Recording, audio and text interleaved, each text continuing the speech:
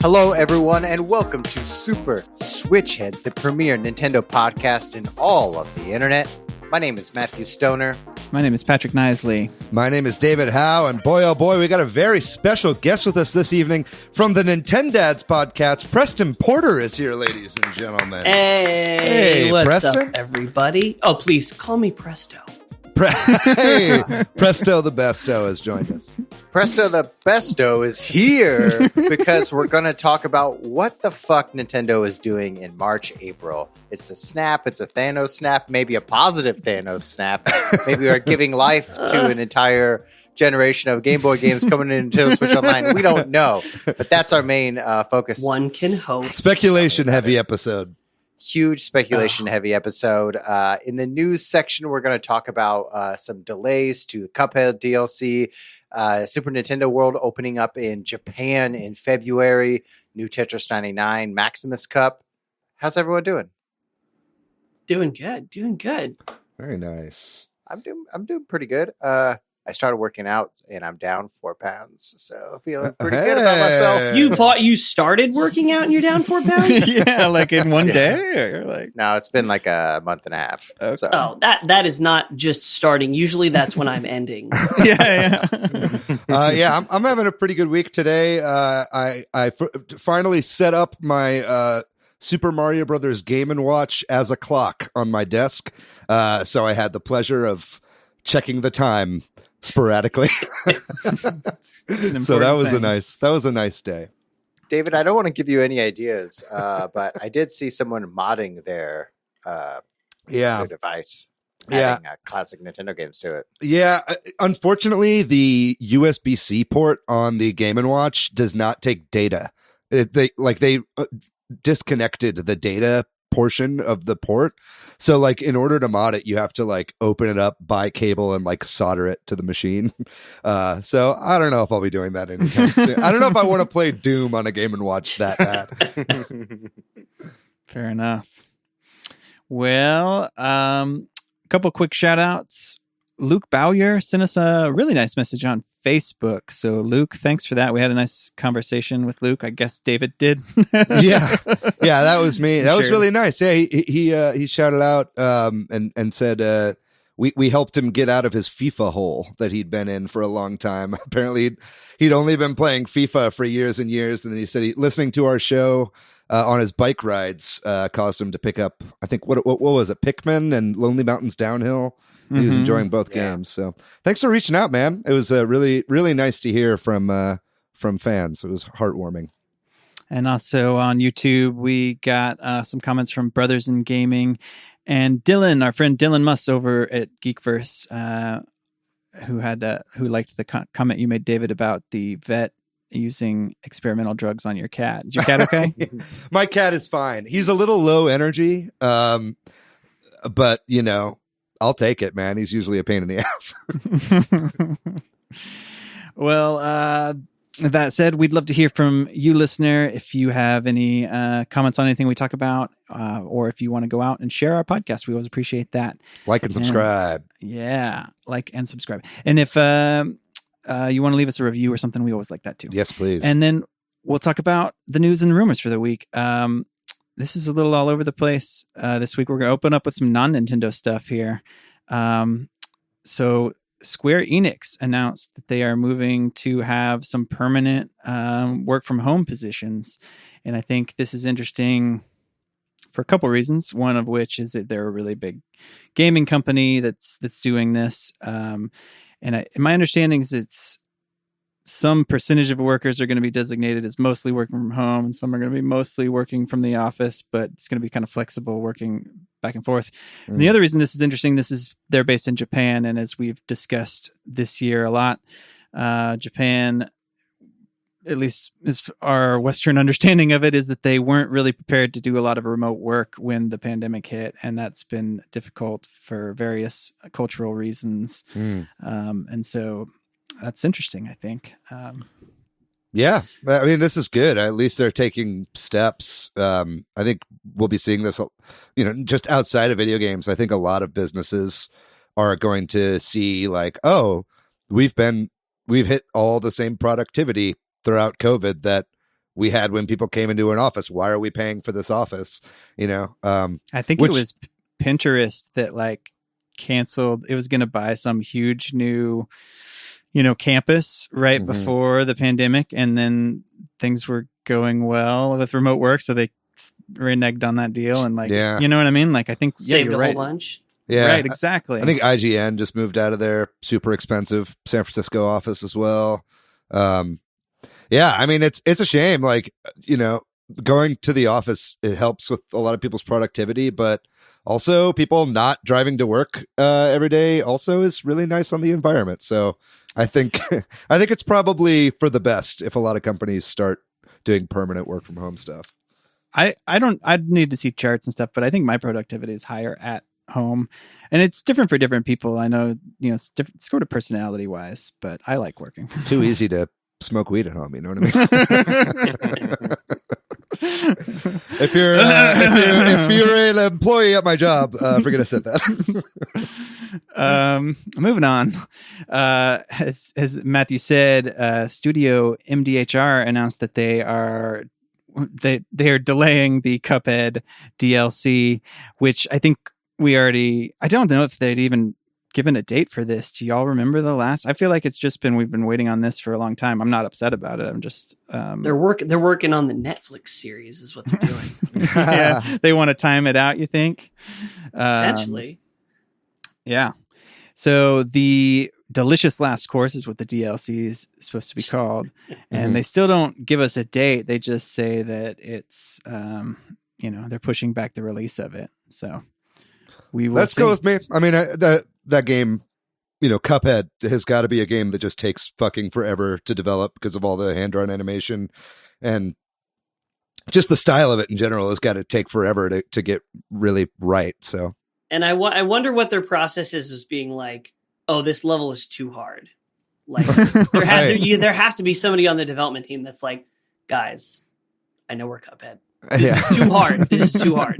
Yeah, we're gonna be getting a bunch of kids playing the game after our TV show's a hit. So that's although true. the DLC might be like, look, it's DLC, it's post game content. We're gonna melt you guys. Yeah, right. That's true. I'll take it either That's way. who it's for. Yeah, It was delayed because we're getting more barbershop quartets. They needed time to record. Yeah, the one barbershop quartet is still finishing up from BioShock Infinite. And one game that did get a release date is Doom Eternal for the Switch. It's December 8th, real soon, about a week from when we're recording this. And when this episode comes out, you can play Doom Eternal on your Switch. So we were, debating what was going on with that last time, but it looks like it's a digital only release. We know that, but it looks like it is an actual port here, not like a cloud thing like I was wondering about. Yep. So I was wrong. 18 gig download on Doom Eternal for the Switch. Yeah, pretty big. RIP hard drives. Yeah. I think it looks pretty good. I mean, I don't know if you guys saw footage of the Switch version running. I mean, it's obviously, it's got that kind of Vaseline smear on it. It's lower resolution, but I mean, it's one of the best looking Switch games, I would say for sure. I'm pretty impressed with what Panic Button's been able to do. I think honestly, how it looks will definitely be secondary to the performance. Because from what I understand, I've never played it, but I have a friend who plays it pretty hardcore, and it seems like you need to be pretty tight, pretty on it. So if there's like frame rate drops or anything, I don't think the world will be kind. Yeah, Doom 2016 ran pretty well on the Switch, but I know Eternal is a bit more demanding of a game. So yeah, hopefully that's like what they were taking all the time on, was making sure performance was a stable 30 FPS. But if you have Game Pass, you could just play it there. Yeah. So, yeah, which is what I am doing. and similarly, Control is going to Game Pass, which was another hey, we have this cloud option on the Switch. But if you were thinking about doing that and you also have Game Pass, I would just play it on Game Pass, I guess, right? Yeah. And the thing this Control going to Game Pass was interesting too, because there's been a lot of controversy about the upgrade for Control and This has happened in a few games. I don't know if y'all have seen this, where like there's free next gen upgrades for people that have this edition of the game, but not that edition of the game and stuff like that. And Control was one of those. So everybody's like, if it goes to Game Pass and next gen upgrade, people are going to be pissed. But I think it's just the base Control game, not the Ultimate Edition. Yeah, I'm not sure. I know that Xbox has been Microsoft has been a lot less stingy with the updates, right? Like early on, what was their wording for it? The smart delivery, I guess, is what they called it. And I notice whenever I'm going through, it's like games that I didn't realize will like randomly get updated with the X Pipe S logo. And so it's like, all right, I guess Master Chief Collection has some new textures. I don't know what exactly it is, but either way, I'm looking forward to playing Control for sure. I was really impressed with the demo on the Switch. Also, Yooka-Laylee and the Impossible Lair is in that group as well. That's coming to Game Pass. And if you haven't played that yet, that's an incredible game. But back to Nintendo for a little bit. Super Nintendo World got its opening date. This is in Japan, February 4th. And they've shown off some images and confirmed some things that I think we knew because of leaks, but maybe didn't officially know, like the Mario Kart AR ride, which we all kind of already knew about, but it is now confirmed that is a thing. I wonder how fun that's going to be. Y'all think it's going to be amazing? I think it's going to be like, I think the Mario Circuit Live was like the miniature test of their AR technology. Yeah. Now people are just going to be driving. It's just going to be a drive-through ride. You're going to actually bring your car into the park, go around. There was that, and then I think like there were a couple like pop-up like VR things that Nintendo was doing where they had this like VR version of Mario Kart where you would like put the headset on and you could like throw shells at like the opponents that are in front of you and the car that you're in like kind of shakes back and forth. So they've been messing around with this kind of stuff with Mario Kart for a while. Maybe in April we'll get VR Mario Kart on the Switch. We'll see what happens. But it looks really cool. And the photos of the park are kind of unbelievable. Like they do not look like photos at all. I want to go there so bad, but we gotta get better as Americans. Yeah. And I think it was Chris McKeever that was posting some of the like merch that they've announced that it is interesting looking. Did y'all see that? No. What is that about? Yeah, there's like a shirt and I'm trying to find it right now. See if I can, but I'm going too slow. Every time Mario mashes up with fashion, it doesn't really work. Oh, right? No. Yeah, like all the stuff from this 35th anniversary, like the Levi's stuff and the. I mean, I guess the Puma shoes looked pretty cool, but other than that, I think the shoes sold out pretty quickly too. Yeah. But yeah, I'm not going to Super Nintendo Land for the merch. All right, I'm going there. I'm for the going Yoshi for the ride. merch so I can come back to the United States and just like print money from it. Yeah, that's true. Yeah, there's like a pillow that has Mario and says "Who's Cap" on it, or it's got like his mustache and his hat. I don't know, just kind of weird. No stuff. cap, Mario. No cap.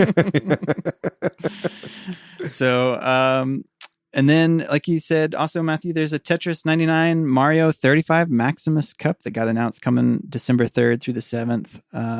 We haven't talked about Tetris 99 a lot lately because of Mario 35 in part, right? Like, David, are you playing any Tetris 99 or are you going to play this? Or Occasionally, yeah. I will say that Mario 35 has kind of taken the place of Tetris 99, mainly because it's fresh. But also, I love both Tetris and Mario. So it's like, this will definitely bring me back into Tetris 99 again.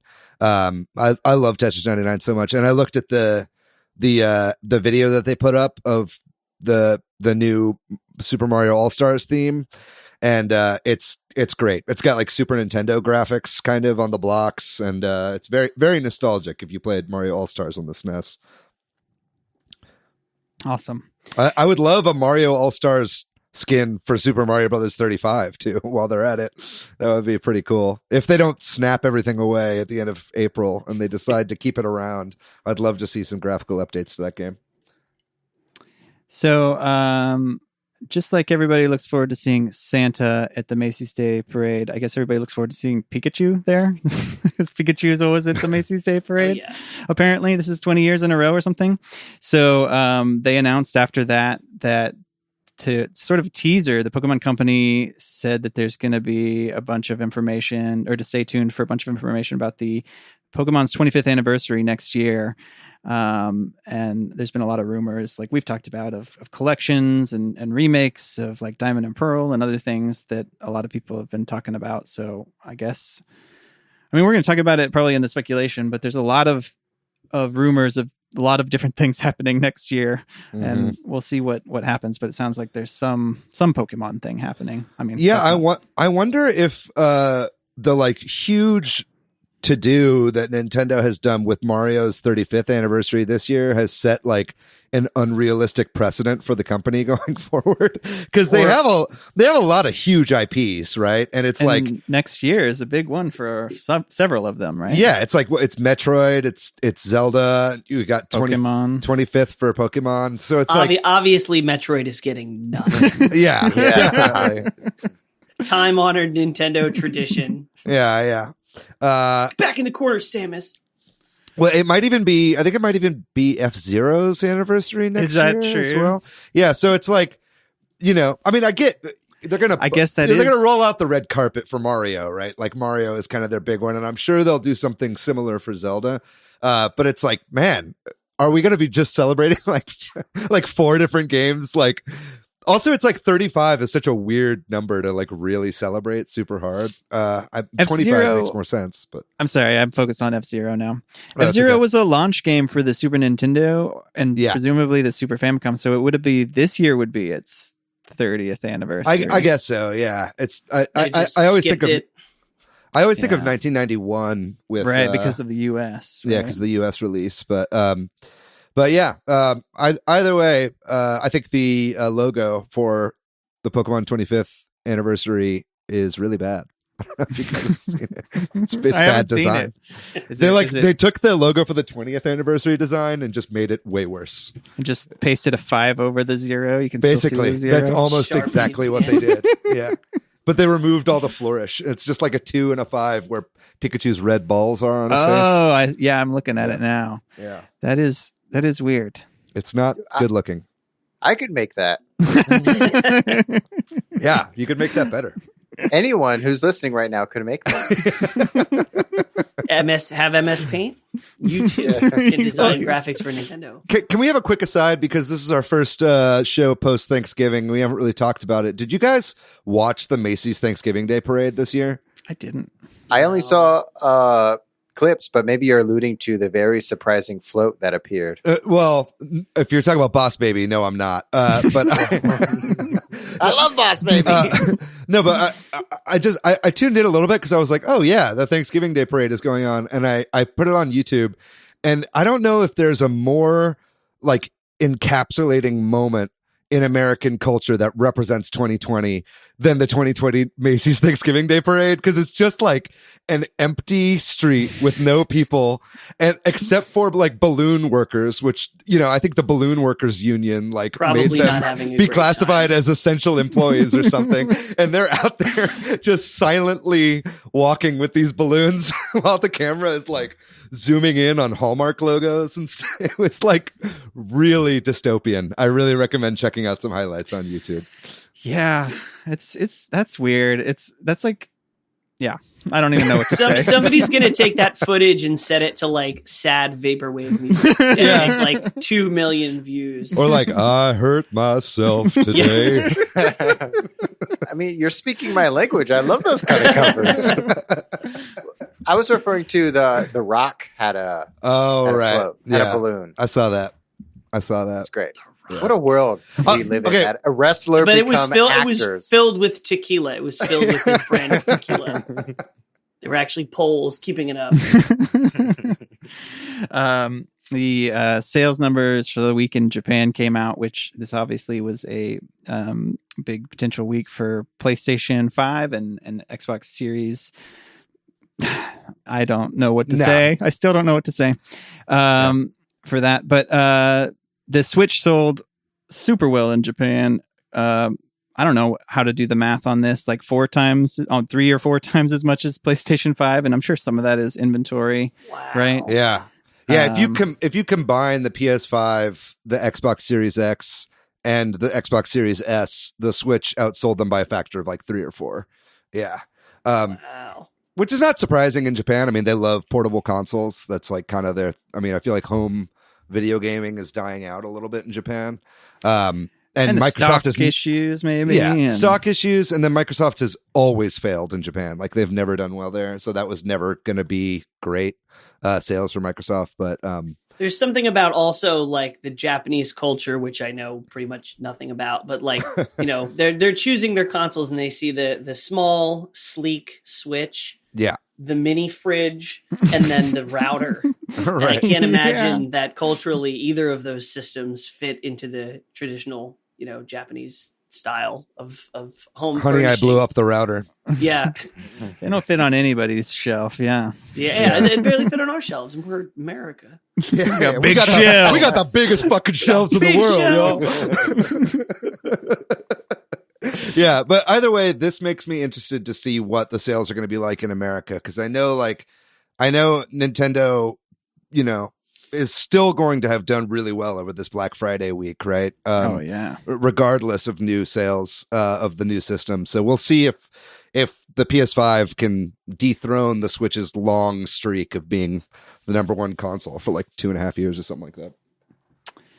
Yesterday was kind of a weird Nintendo news day. We got this. Everybody started to notice that the NES and SNES apps were updating to a new version, and not just a 0.1 version, but like a full new version. Mm-hmm. And so everybody's like, "What is this? What's going on?" Because there's nothing new, and data miners were looking at it and like, I don't know, there's just maybe something with net play or something.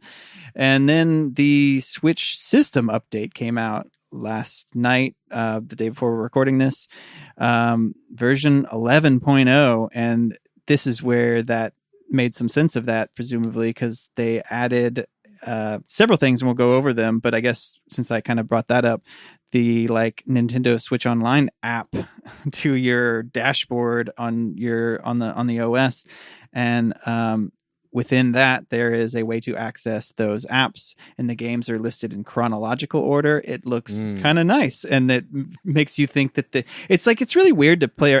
I'm focused on this NSO app, and then we'll talk about everything else. They added this in, right? And did y'all look around at this at all? Yeah, I did, at the NSO app. Yeah. It's weird because to me it's like, this is all the same stuff we know about, right? It's just in a nice, maybe they just nice. broke it out of the eShop. Yeah, right? exactly. And then it has you could buy the controllers and stuff here, and and in the past we've done these free trials and stuff, and you're like, well, this is all the same shitty stuff that we already knew about, kind of, I'm not complaining about it. It's kind of a pretty way to lay it out, but it makes you think there'll be more. But I feel like I've been fooled by Nintendo when they add this, game invite system 6 months ago or whatever that was. It's like, oh, they're going to use this, but they aren't. No, you know what I mean? Streets of Rage 4. Streets of Rage 4. That's true. I think golf with your friends uses it. A few third-party games do. Yeah, but it's like, why? What is going on? Why are you rolling out these cool things and not using them? Preston, you did a video tour of the new UI on your Facebook page. Yeah, I went through everything. What were your takeaways from the new system update? I think, I have some thoughts for the Nintendo Online service, which is bordering into speculation territory, so I'll save that. But I do think they made it its own thing for future plans, not necessarily to be like, hey, look, here's our junk drawer in a dedicated spot now. Right. But the sharing options are honestly the big update for me. To be able to take a video or a screen cap, transfer it to your phone in 10 seconds is awesome, because I'm sick of just farming content in and out of my Twitter account. All right. And then the ability to actually hook the Switch up to your PC, which I haven't tried yet, but presumably will make transferring videos in mass. So when I want to make a video of me getting my head knocked off in Smash Online in 30-second clips, I could just hook it up to my computer, transfer all the video at once. That's And then- good. Yeah. So, and new profile pictures. That's cute. But like themes. Yeah, Dark come on. theme, We light need theme. some themes Please. or folders, right? I'll pay for them. The other potentially big thing that's it's just like a lot of these things just pointed like you said, the screenshot thing is big, and this is maybe the best update we've gotten to the system, but like a lot of these things point to future things that we just don't know. Like it's now easier to move your save data between systems, like and stuff like that, where you're like, okay, like that's cool. But well, there's that like trending thing, like things that are trending with your friends, which is what I would do anyway. Like I would just go to all my friends' profiles and like creep on what they've been playing. You know what I mean? But now I don't have to do that. It creeps for me, which is cool. Auto creep. Yeah, auto creep. Yeah.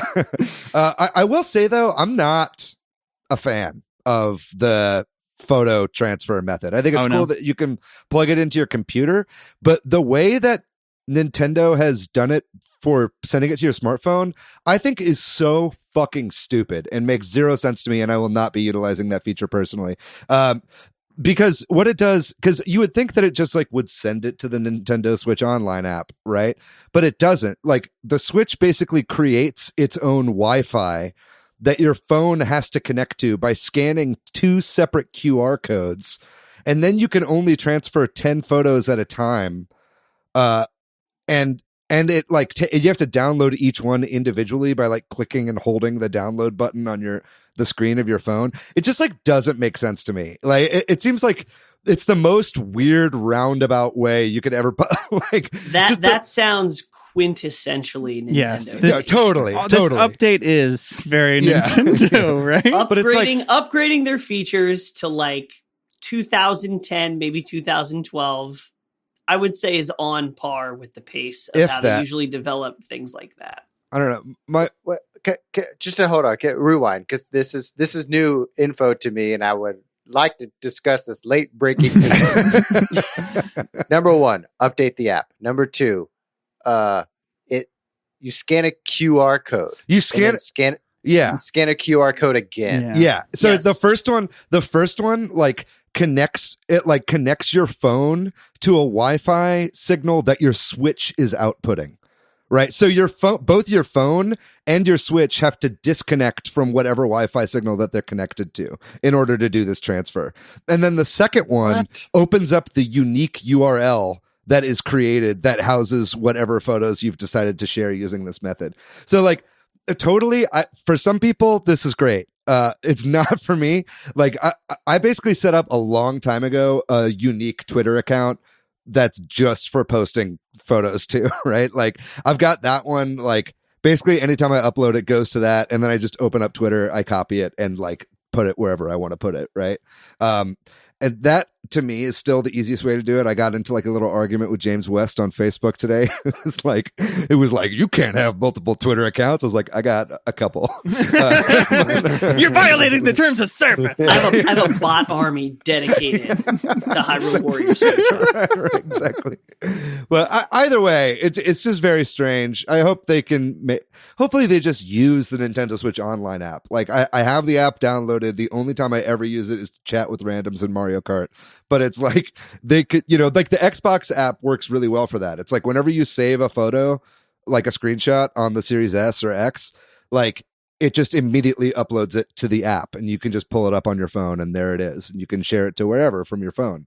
And it's like that kind of thing would work really, really well. But I mean, we can't expect Nintendo to do this. They like the whole concept of quality of life just does not happen with any Nintendo product. Like I feel like they're actively working against it, and they're like, what if we almost gave them what they wanted with stuff like this, where you know what I mean? Like totally. I can't think of a better way to describe a lot of the online services. Like, oh yeah, Pokemon Home, transfer all your Pokemons from some of the games and then transfer them into one game permanently. Yeah, and they'll die there. We'll give you what you want, kind of. Yeah. Totally. And then I will say, just last thing on this update is I think the new Mario icons are really nice, but I can't see it replacing my Mii anytime soon. I really like having my Mii as my icon on the Switch, but the one that might get me to do it is the one of Mario riding Yoshi from Super Mario World. That's a nice one.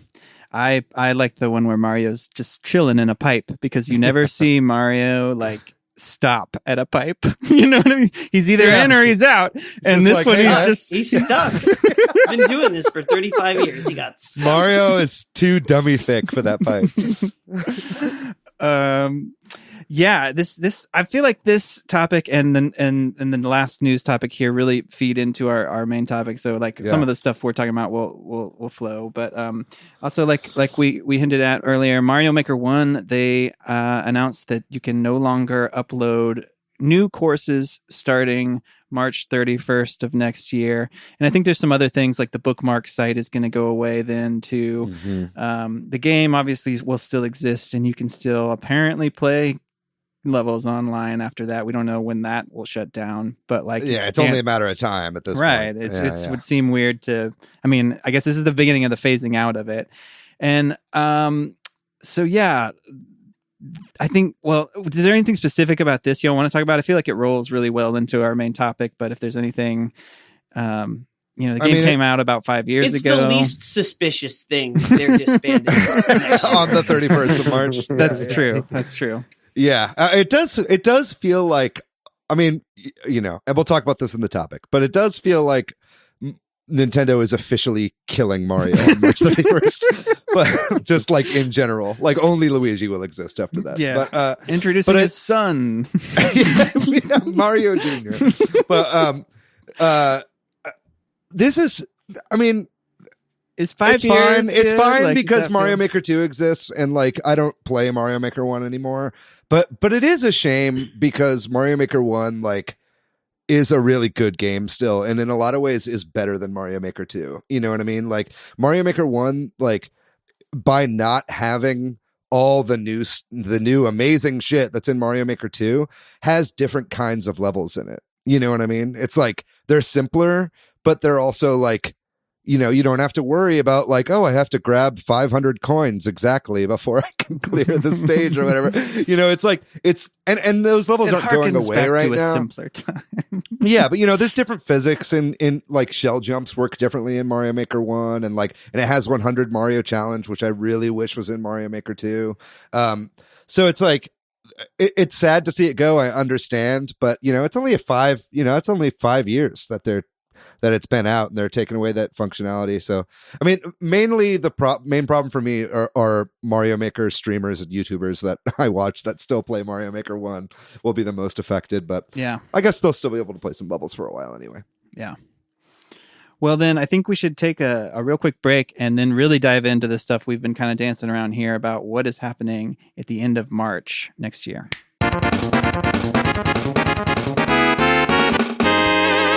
So this week we are talking about just what the hell is happening at the end of March 2021. So next year, March 31st, there's a lot of things that Nintendo has announced are going away or changing or what have you. And it all seems to point to something happening, and we're going to speculate about this. This is a whole big speculation episode. I'll list off what I know of, and if y'all know of anything else, shout it out. So Super Mario 3D All-Stars is this collection. The game is going to go away, both physical and digital, which is really weird. It's a limited time sales through the end of March. The new old Fire Emblem Western release is also going away then. The Mario 35 online service game is allegedly going away then. Right, and not just being taken off the eShop, but will no longer be playable, apparently. Right. Yeah, and then like Preston, like you said, or maybe it was you, David, I don't remember, but the least concerning of these things, Mario Maker 1 has this ability to upload levels, and also the Game & Watch is also ending then, which that feels like a limited item and doesn't feel as weird because it's kind of a collector's item to begin with. Related. Yeah, it feels like people who really want that are going to be able to get that. So those aren't as big a deal, but they are also happening at the same time, which is weird. So right. I don't know if there's anything that I missed in that list, but I think that alone is still strange. Yeah, not that I can think of, but I also wouldn't be surprised to hear of more things going away on that day. Yeah. Yeah. Yeah. I mean, definitely, like, listing them out, a lot of them are Mario related. So, you could say that, the year of Mario or whatever is done. They're calling it at the end of March, right? Like, maybe it's fiscal year 2020 or whatever they want to call it. And that's just kind of where they've set these arbitrary dates, and they wanted this year to be like special, like a celebration, I guess. Yeah. But it does feel like there's something that they're not telling us, right? In addition to them, a lot of them being Mario related, a lot of them are old games. Like the 3D All-Stars collection are games from other previous platforms, right? And Fire Emblem is a game from a previous platform, and Mario 35 is based on the NES game. I don't know.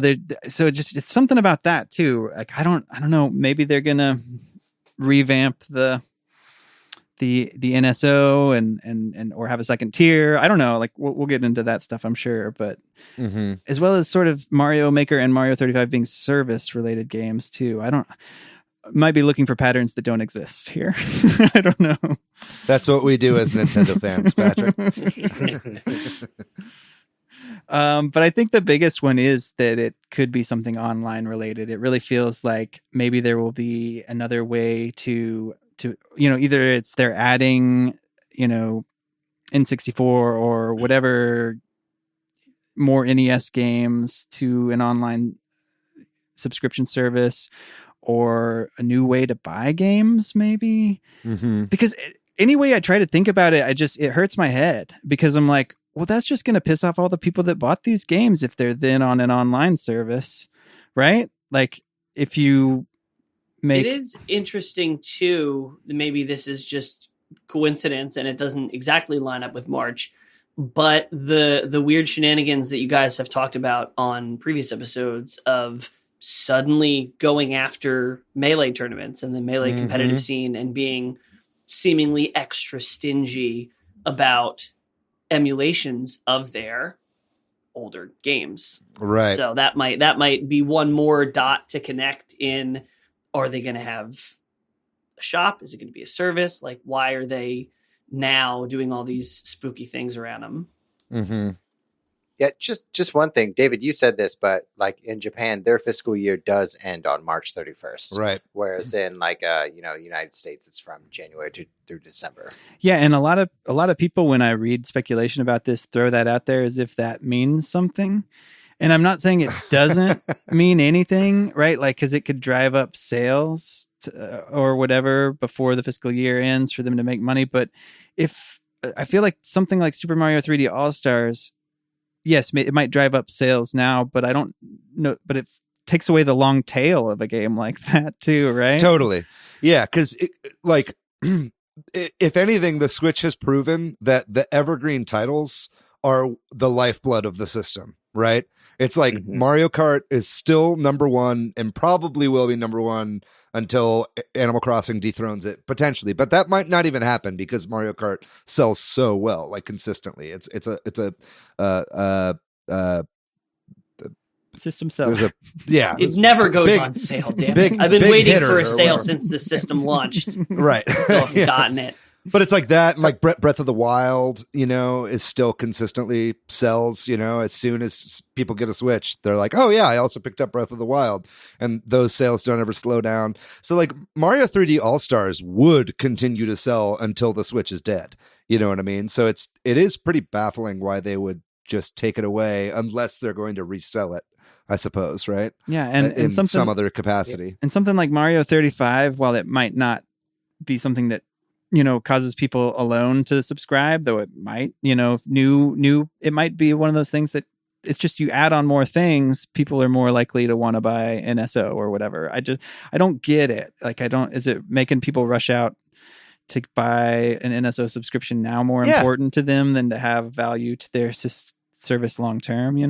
That new NSO app that they've like slammed onto all of our home screens, and it is which is already ugly. like paltry looking, like on the it's inside. It's a U2 album all over again. Yeah, exactly. But it's like they forced us to have it on their home screen, but then they're also going to like take away content from it. It doesn't really make any sense. I think the whole NSO thing is building the structure or the infrastructure for additional services that they're going to add on. All right, let's hear it. What are you speculating? Like then? that you have to actually pay extra for, or both? That it's maybe not necessarily that you have to pay extra for, because even if you don't have the subscription, you can presumably still access that app and look at a lot of different things, even if they are sort of like teased. I think there's definitely more hardware coming because it just looks empty with the two controllers right now. I think there has to be more that's coming to that. Maybe this is wishful thinking, but I think we are going to either get something similar to the NES and SNES in like a virtual thing where all the games are free, or a like mini, purchase game by game Nintendo 64 virtual console.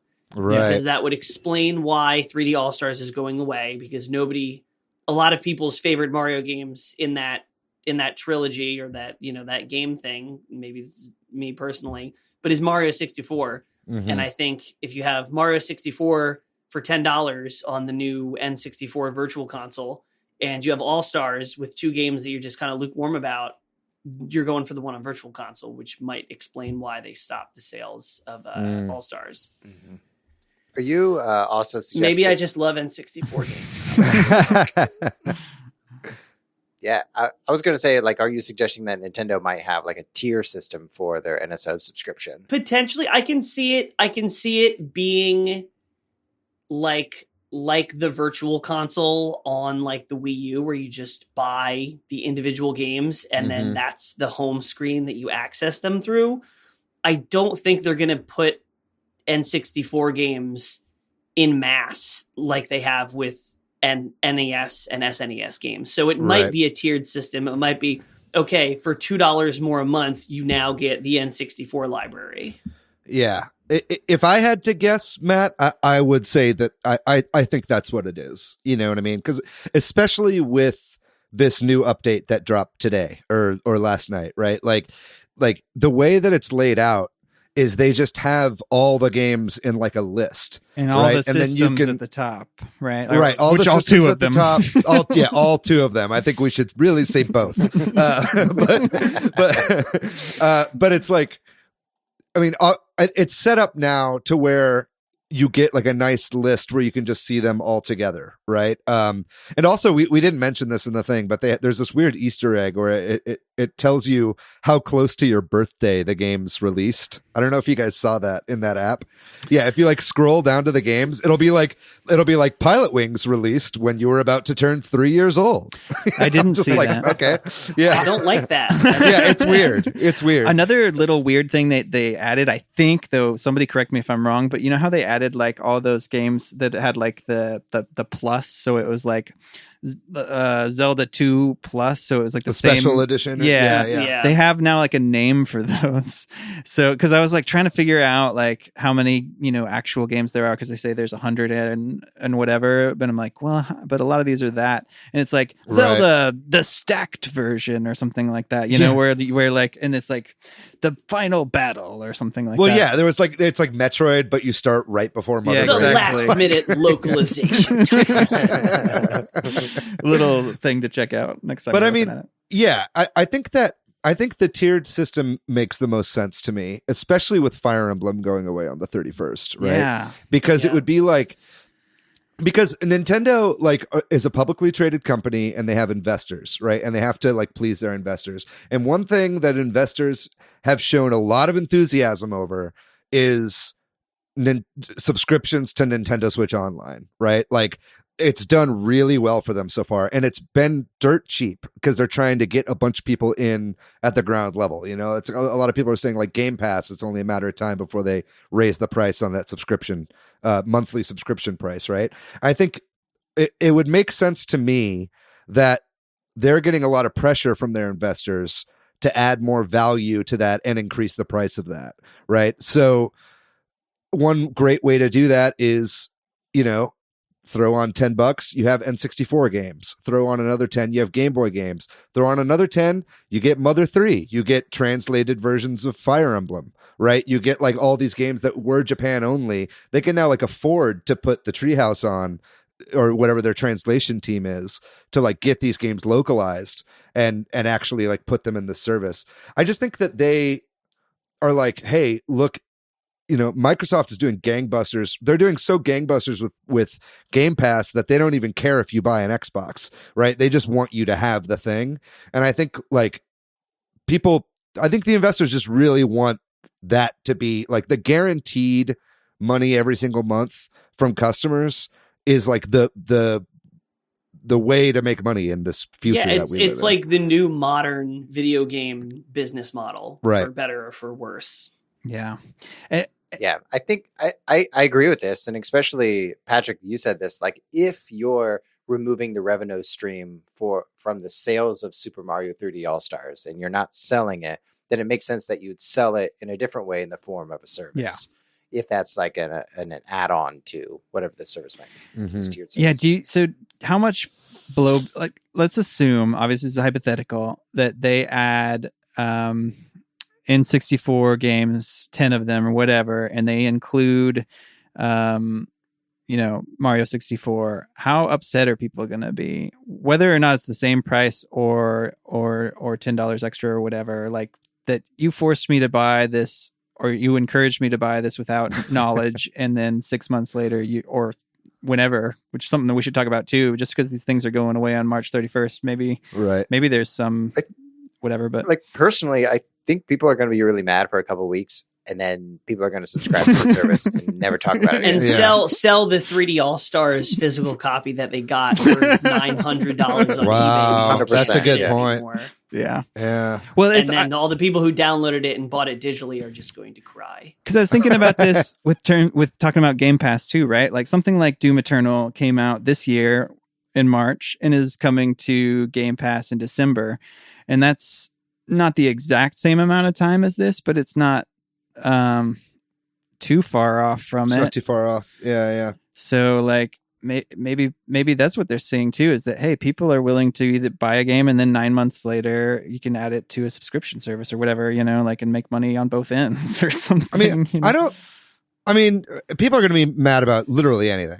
You know what I mean? Like, seriously. Especially when Nintendo does. Yeah. What did you say, David? Hey, fuck you, Matt. But I mean, Nintendo fans are famously complainers. And so it's like, regardless of what happens, there's going to be blowback, right? But at the end of the day, if they force people that like have subscriptions to like up the price of the subscription to match Xbox Live Gold or PlayStation Plus or whatever, the $50 a year, and they force people, it's like, if you want to keep this, you have to pay the difference between what you've paid then and now, right? Like, that'll suck, and I'll be pissed off at that, right? But if they keep this $20 tier and you get NES and you get Super Nintendo and that's it, but then if you pay a little bit more, you get this much, or if you pay this much more, you get this much, I think that's the best way to do it, because it's like, like, yeah, you can get it if you really want it, but it's like, if you don't want to get it and all you wanted to play was Super Mario Brothers 64, that's not what it's called. If you wanted to play Super Mario 64, then that's fine. Then you got that game, you got it individually when it was available, and you're still paying the $20 a year or whatever for the subscription service. Now, I mean, obviously people are going to complain. I'm looking at that a little too rosy, but I think that's the best way to do it, and it'll piss off the least amount of people. But I mean, whatever way you cut this, it's scummy to remove. The question is, Mario going 3D All-Stars. deep into speculation mode, Please. is when they release the Zelda 35th anniversary edition with Ocarina of Time, Wind Waker, and I don't know, Twilight Princess, something. Is it going to follow the same business model? And this time next year, we're going to be like, oh yeah, I'm just going to wait for the Zelda games to go on Game Pass. I'm not getting the edition nonsense. Well, that's a good question. That is something I thought about too, right? Like, I mean, that's the risk they run of doing something like that. And we'll still be waiting for any kind of Metroid update. Well, let's look at at the possibility here? Because we're all like, oh yeah, they're going to increase Nintendo Switch Online or add functionality, but they very well might not do that at all, right? They might not do that at all, and they might just remove these games. You know what I mean? Because they're like, Mario 35th anniversary is over. You know, what then? You know what I mean? Like, then what was the fucking point? You know what I mean? I don't know. That would be the weirdest thing, I feel like. I guess that they would be really going all in on that sort of Disney Vault idea then, right? And then they're going to... There's a part of me that hopes that some of this... that there might be some sort of pro-consumer thing that comes out of this where you can own a game beyond something or something. I don't know. I don't think it's likely, but like that's the opposite, right? That they just every once in a while they're going to have these limited things of games we've already bought. You know what I mean? For the collectors. Yeah, exactly. What they're going to do is they're going to remove Jump Rope Challenge from the eShop, and you can only access it if you pay an additional $10 a year. Or Mario Kart 9 is going to come out, and it's going to be online only. Yeah. Well, I could see that. What about that? Like, because we didn't talk about this yet. Like, so Mario Bros 35 is going away. Is it going away, or is it going to be part of this new tier, or is there going to be like a new iteration of it? And you know what I mean? But it's already tied to Nintendo Switch Online. You can't just like get it from the eShop. Like you have to have the subscription in order to play it, right? Mm-hmm. So it's like it is in the $20 tier, right? The quote unquote, like what we're talking about, this speculation here. So I guess that doesn't make sense. Maybe they would like expand it. I mean, I know Tetris 99 got expansions and got paid DLC. So they could like pull it and then release like a more feature complete version of the game. It has to go money. Somewhere. It's too popular to just remember that one time we all played this game for like 17 hours a day for a couple months. It has to go. They wouldn't just abandon it. It's so weird. Yeah. And I'd like to think that. Yeah. It's what you made me think of too when you said like Mario Kart 9 is like you online only or something. Like, is there a tier of like you get access to all these online only games or something? I don't know. It's just weird. Well, I know that they are in the Nintendo Switch Online app. They have a whole section for like games that you can play for free for a limited time. Like the one, and right now I don't think there's anything available, but it says all the ones that have happened throughout. Yeah, all the past 7 of so. the ones that have happened since right. 2018. It says it goes back that far. So I think we could safely assume we'll see a lot more of those. I don't know if I can safely assume. So. That's what I'm getting at. Is I feel like it's just another slick looking, though not that great way to show the same information. That's what I'm afraid of. You know, maybe it's just. We're totally overcomplicating it. Nintendo, somebody high up in Nintendo going, intern, our online sucks. Everyone hates it. Make them not hate it. If they're confused, they can't be hating it. Confuse them. And then they just made this whole other thing. That looks... And now we're all sitting here going, yeah, maybe they'll add this. Maybe Nintendo's going to do a cool thing. And the intern's like, get to live to see another day. That's intern. Everything's QR codes. Everything's QR codes. Well, that's actually something I wanted to ask you guys. Is that I don't think this is necessarily directly related, but like we did see in the most recent Nintendo Switch Partner Showcase Direct Mini, whatever they're called, we're starting to see a lot more streaming. Yeah, right? The cloud. Like, do you think that like some sort of like streaming that could be built into a subscription as well? It does feel related. Yeah. Right. It's like all of a sudden there's just, and they've had these streaming games in Japan for a while, but now they've put them out here in the West. Now, I know a lot of that probably has to do with the fact that, Control, Remedy made a streaming version of Control for Amazon's Luna. Right. And so they were like, oh, okay, well, it'll be easy to just patch that or port that over to the Switch. Right. And have that stream to the Switch. It's the same difference. They've already got the netcode and everything that they need to do that. Right. But it did seem like without any aplomb or without any sort of, we're starting a streaming initiative. Yeah. You can just do that now. So you have to imagine that there's going to be a lot more streaming, especially if these like rumors of a TV only Switch are to be believed. Like those would be the people I think that would most take advantage of a streaming option. Yeah. It's just very Nintendo too, that you just remind me too of the like this update dropping yesterday where you're just like, what? It's out of nowhere. There's no build up to it. It seems to point to things, but doesn't. You know what I mean? It just leaves us scratching here. What, if anything, is going to happen with this beyond, like any of these extra tiers or virtual console or whatever? When do you think we'll hear about it? You know what I mean? Do you think we'll hear about it before March 31st? April Fool's Day. Yeah, April Fool's Day. Nobody will believe it. Also very Nintendo. Yeah, Sonic and Tails are in Smash. That was the EGM of the day, the April Fool's rumor. But yeah, I mean, I think they'll go away, and then it'll be like soon after that we hear about what their plans are going forward. I think we should quickly like give some lip service to Tiffany Treadmore, aka Hot Girl Video 69 on Twitter, who I actually reached out to before doing this episode to ask if she wanted to give us a statement to read on the podcast. She did not respond. And by she I mean literally they. It's a group of people that run that account now. It's not just the cam girl. But I mean, I have talked with Tiffany Treadmore in the past, like about what kind of stuff is going on here, and Hot Girl Video 69 is very adamant of the fact that there is a console revision coming out in April, right, and that the NSO is getting a massive overhaul, and that all of this stuff is related to that, right? 4K, and the 4K Switch. Not the 4. I mean, I don't think she said 4K, but the word she keeps throwing around is Nintendo Switch Advanced, right? So I think we got to at least, and obviously take all this with a grain of salt. Tiffany Treadmore has gotten a lot right in leaks in the past. A lot of stuff that nobody else was saying, she was saying, and that ended up becoming true. So I think that we should listen to her in some aspect. I do think that she's taken some of this attention and is running with it. You know what I mean? No offense, Tiffany, if you're listening to this, you probably aren't. But at the same time, I don't think we can discount the idea of some sort of hardware revision and a total reshuffling of their backend. Yeah, it totally lines up with the rumors beyond just her, of everybody saying around that time. But what is that? Like, why?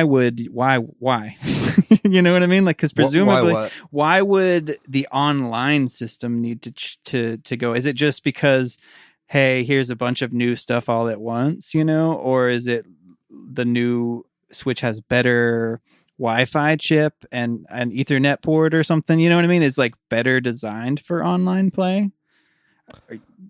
I think it's to like entice new customers and existing customers to purchase the new hardware, right? It's like, if it's, especially if they're doing like the NES and SNES online apps have this really awesome feature that nobody ever talks about, and I don't think a lot of people use, but it's got like remote multiplayer, right? Like I think Steam has this as well, where it's like basically you can play single player games or games that are couch multiplayer only over Wi-Fi, and it's basically like you've just, or over the internet, right? And like it's just basically like you're sitting in front of the same TV and you're passing the controller back and forth. Or if you're playing a 2-player game, it's like you're playing on the same screen, right? And this is something that you had talked about earlier, Preston, is Nintendo cracking down on the Melee stuff, and Slippy, and kind of this online version of Melee that runs through the Dolphin emulator. And I think that, if they would want to have, add GameCube games and N64 games and retain that functionality of like the online, like, and they had their own version of doing that would make a lot of sense why they would be cracking down on Slippy, right? And then that is something that might need a beefier system to be able to pull off like these stronger games with like a constant online. I might be wrong here, but maybe I'm fishing, but that's kind of, I'm putting pieces together. I think Nintendo has seen, especially this past year in the world of COVID, and maybe through how many people used online play for Animal Crossing, that they maybe did not think it was going to be primarily online, but some people only play online. I think they're looking at games like Fortnite. They're looking at all these big titles that are online multiplayer focused.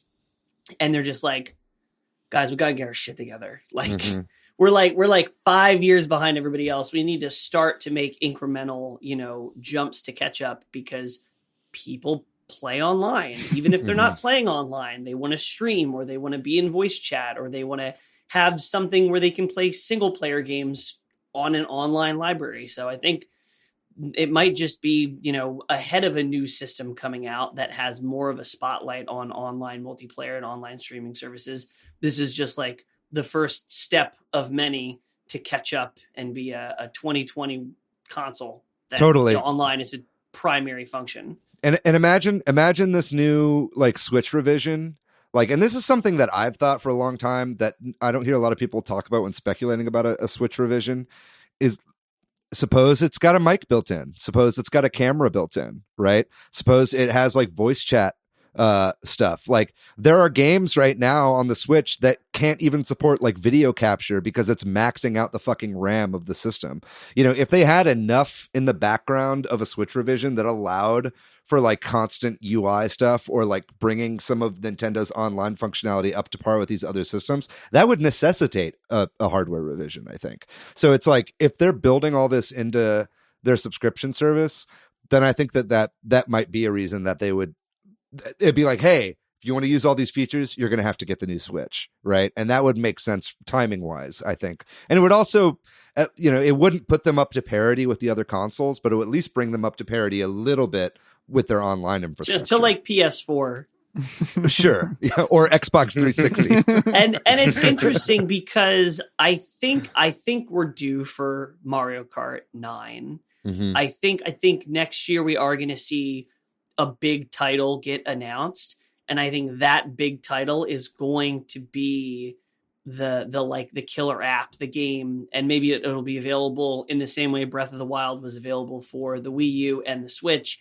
This new game is going to be available on the Switch, but it's really going to be made for the Switch Pro or the Switch Advance or whatever.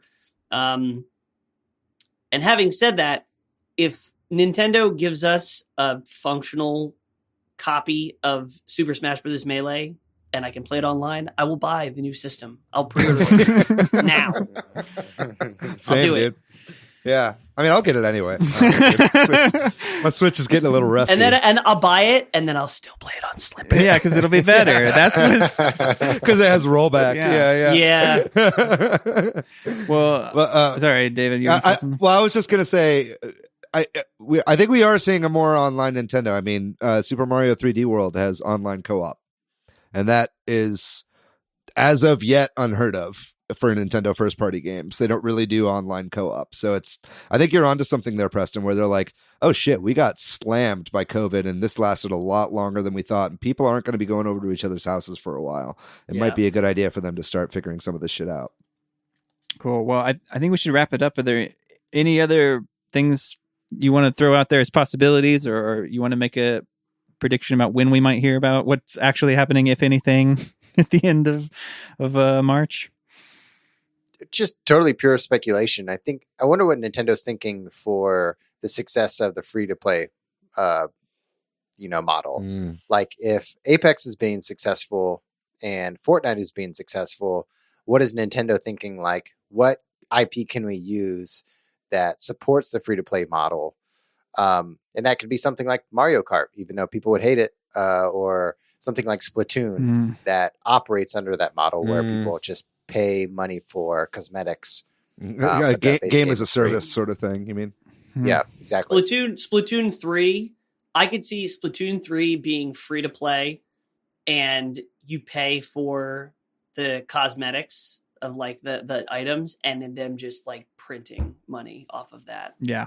Dude, yeah. Just give me those fat, bumpy shoes, and I'll spend that and money. A super soaker full of ink. Yeah. Some giant headphones, maybe. Yeah. They should do Splatoon home circuit, and it's just all AR. Yeah. You just splat your friends with paint. This is what you get for interrupting my racetrack. Exactly. Spray them with the bottle. I do think you might be onto something there, Preston, with Mario Kart being like an NSO exclusive. You know what I mean? Because they've they've sold so many copies of that game and they've got so many people hyped on it that like a lot of people also like if there was a Mario Kart 9 might not buy a Mario Kart 9 for $60 because they're like, I've got a shit ton of stages on Mario Kart 8. I just got my Switch a month ago and I got this game. Why am I going to buy this new one all of a sudden? But if they made it like online only or like it came with the subscription at like a $60, $50 tier or whatever, like, and that was one of the games that was included, I could see a lot of people putting down money for a subscription just for that, you know? Yeah. Mm-hmm. And I think that makes a lot of sense. Yeah. Well, time will tell, and we'll see what happens. But until then, we'll have to keep speculating. And we're going to take a real quick break. And when we come back, we will talk about the games we've been playing. Okay, then I'll start this week. I bought on sale and beat Gato Roboto, which is a short Metroidvania game. It was on sale as part of, and I probably that sale is over now by the time this episode comes out, but it's on sale for just like $4 or something like that. It's a short game. I really liked it though. I really like Metroidvanias. I think that might even be my favorite genre of video games. And so I enjoyed it. It's not too easy. It's not too hard. Took me about 4 hours to beat. It's nice to play a game. It's wonderfully simple. Yes. That game. It's nice to play a game you can beat, like in an afternoon. You know what I mean? Like where you start it and you finish it. And it's got a lot of Metroid vibes, obviously, but it literally some of the mechanics are there. And also some sort of like Super Mario Land vibes where you are in a very similar like submarine, that kind of stuff. And I also started... I'm playing a lot of the same games I talk about, so I'm talking about the new things. I also started playing on Apple. I haven't talked about Apple Arcade games. I've played a few on there over the last couple months, but a couple of them be the Collage Atlas, which I read about somewhere and I had to try out because it's very visually interesting, but I did not ultimately like the gameplay very much. It's all hand-drawn. It's like a 3D game, all black and white hand-drawn. It's really interesting looking, and it was really cool to walk around in for a while, but I kind of soured on it once I like got stuck because the mechanics weren't super great. But interesting game if you have Apple Arcade to check out. Also, and I don't know how you pronounce the name of this game. I believe it is a Danish game. Mutazione, kind of like I'm sure that's how you pronounce it. Mutazione. Sounds like something you need to ask your doctor about to see if it's right for you. I think it's Mutazione. So this is a really cool game. I really like this game. It is, like a lot of these Apple Arcade games, probably plays fine on mobile, but it's just got really great writing, and that's where it really shines. Is you play a character who is traveling to an island to see their grandfather for the first time, and kind of the drama of all these mutants and the people that live on this island. And it's got some interesting gardening gameplay mechanics and stuff. So, but it's really well written and really kind of a charming game. So nice.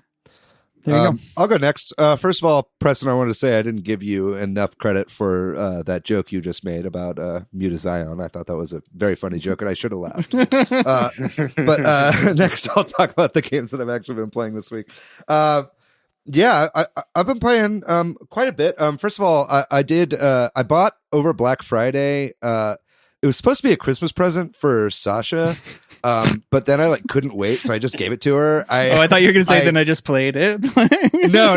She doesn't know. No. She knows. I just gave it to her. I was like, I can't. I just want you to play it, and it's a long time till Christmas, so you might as well play it now. I got her Persona 5 Royal, which was on sale for like $20 for PS4, and she's really enjoying that game. And it's nice, because I'm so bad at finishing RPGs. It was nice to give her this game as a gift, and then I can just sit down and watch her play whenever I want. You know what I mean? It's kind of a nice change of pace. But she's really enjoying that game, and it's really cool. I am surprised I haven't played it up to this point. We played a little bit of Just Dance as well. Also, I was dancing to some Lady Gaga. But other than that, I've been playing. I played this racing game called Hot Shots Racing. Or Hot Shot Racing, which is on the Switch and Game Pass, and it's a super fun old school racing game where you gain boost the longer you drift around corners. So it's got this great like risk reward kind of thing where you can spin out easily if you drift too hard, but also if you don't drift enough, you'll never get the boost and you'll kind of like stay behind in the race. So that's a really fun racing game. I would recommend it. Been playing some Tetris Effect Connected online. I was talking about that with you guys, I think, during the break. Excellent game. Got a little bit further in the Messenger. Patrick, you'll enjoy to hear this. I got to the point where it turns into a Metroidvania. Because like basically the game like starts out 8-bit and then turns into 16-bit and then all of a sudden opens up into this Metroidvania style. I didn't realize that went hand in hand with the 16-bit change. That's cool. Yeah. That makes me more interested in the game. Yeah, the first couple levels, it's really like it really feels like a Castlevania game, you know what I mean? But with ninjas, because it's like the NES Castlevania games were like level based, right, and very challenge based, and then the later ones kind of opened up and became more exploration focused, and so it really does feel like the kind of evolution of the Castlevania series all within a ninja game. So great game, great writing. I'm still enjoying that, playing it here and there. Been playing a lot more of the Halo Master Chief Collection. I think I'm on chapter 9 of Halo Combat Evolved right now. So I'm working my way through the campaign of that game. Really digging the throwback vibes of playing the Halo campaigns. It's a little repetitive, I'll say, the first one. I'm looking forward to, I think Michael Cavanaugh and I are going to play through Halo 2 co-op. So that'll be a little bit more fun. I think that game's a little less repetitive. And then lastly, I picked up for the first time The Outer Wilds. Not The Outer Worlds, but The Outer Wilds, which is a very different game. Have you guys played this game at all? No. Not yet. It's one of the weirdest games I've ever played in my entire life. It is truly bizarre. It's like an exploration based game, and it's first person, and you play like a young alien on this like tiny planet, who builds this like makeshift kind of spaceship that can like blast off of the planet. And the game is all about like exploring your tiny solar system, basically, and kind of uncovering the past of this alien race that used to live in the solar system before you ever got there. And the way it works is crazy. It's just like it doesn't hold your hand at all. It kind of just lets you go out and do whatever you want.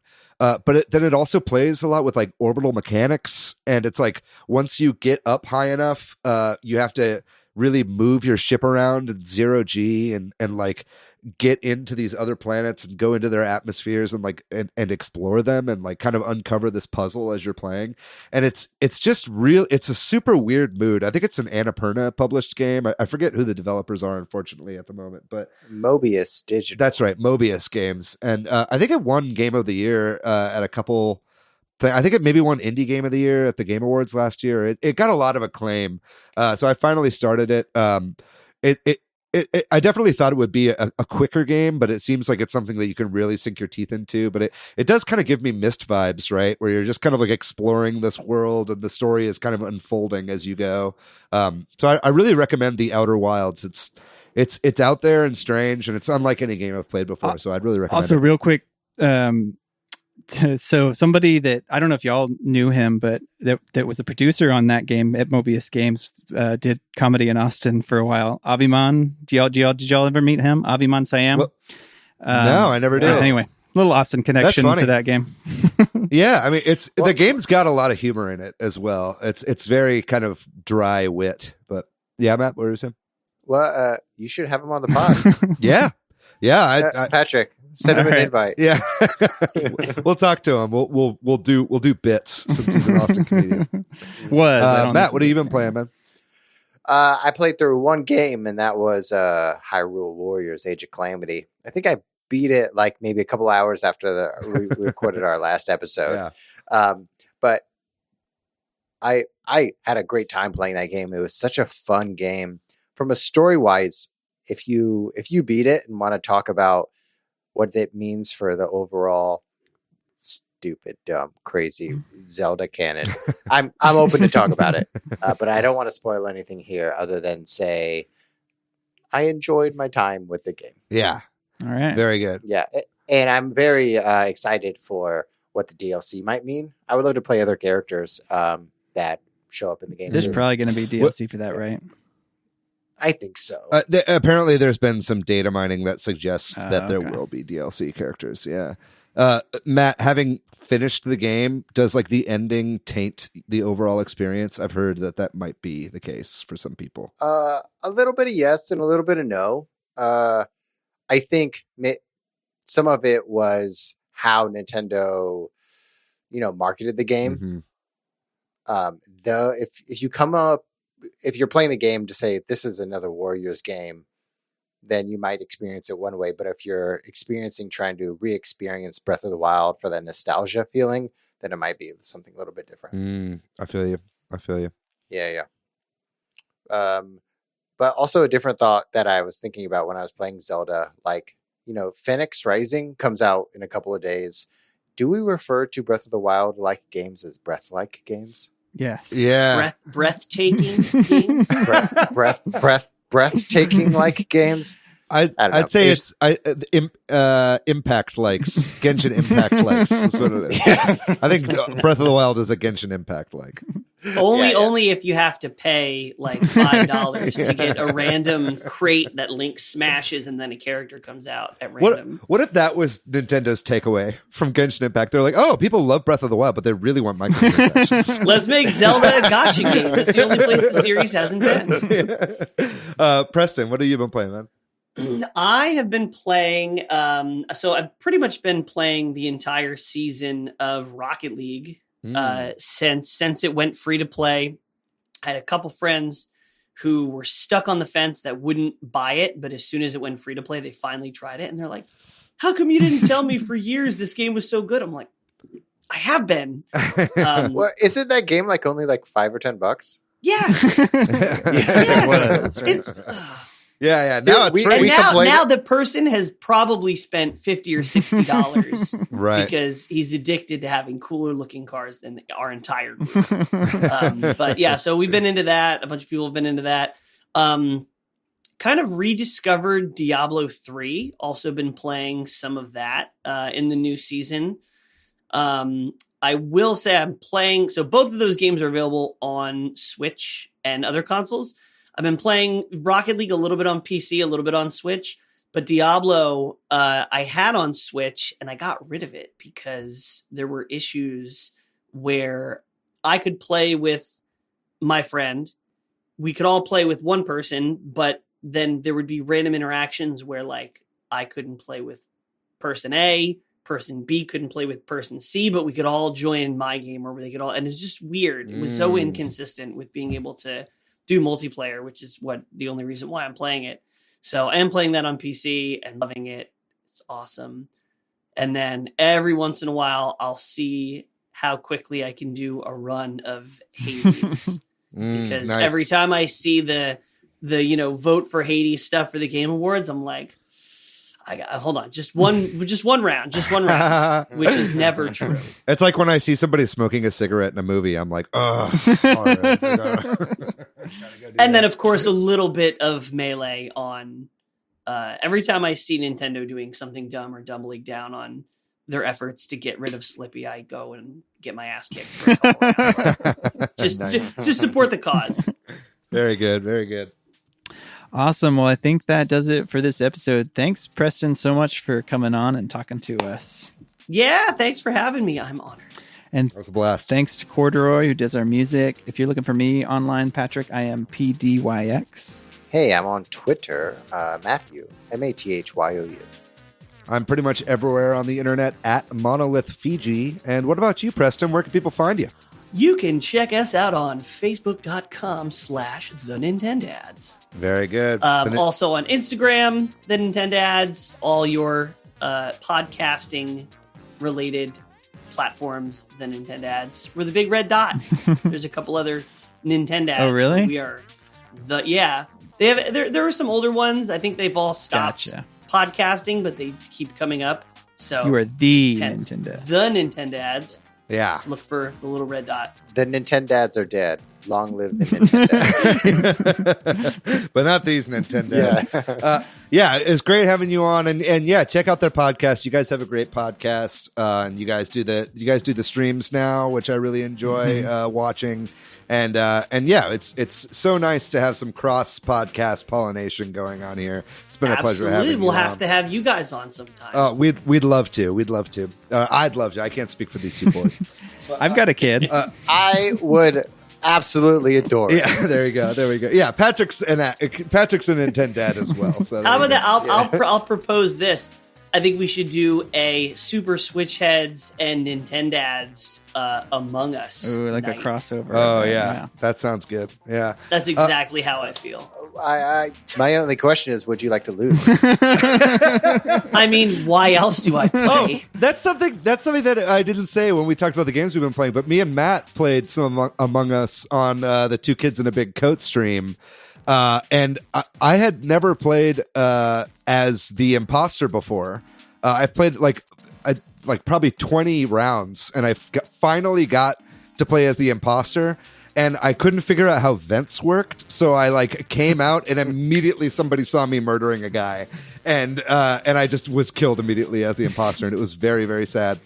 Matt, you were the imposter 3 times in a row, right? Yeah, 3 times in a row. Bullshit. The thing that I learned, playing with Chaz and Chris, Two Kids in a Big Coat, the head and the legs, is that people think they have this this skill-based decision making who wins someone's the imposter, but everyone's fucking guessing. Yeah. No one knows what the hell they're doing, but they're so adamant in their tone and their voice that they think someone's the imposter or not. I just remember Chaz saying man, I was the imposter, but he felt bad that he made me the imposter and threw me off. But he's like, man, I'm going to live here with this.